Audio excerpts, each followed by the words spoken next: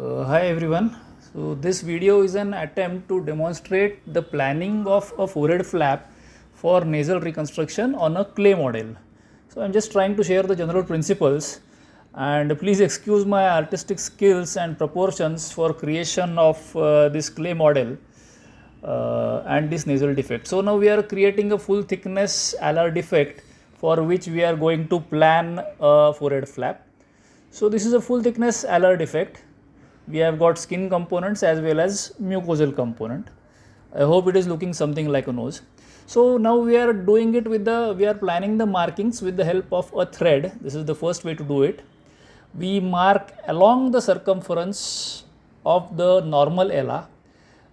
This was a crude way. We have to do it in a much better way on the actual patient, and then those markings are replicated on the template.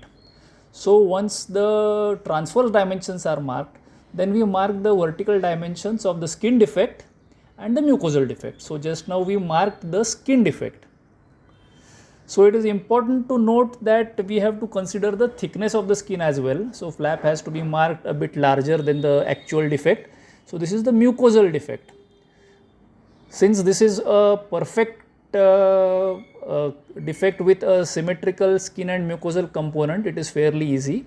Otherwise, we have to change our defect dimensions depending upon whether skin is excess or mucosa is excess. So the proximal part is the skin and distal part is the mucosa. The distal part is going to flip on itself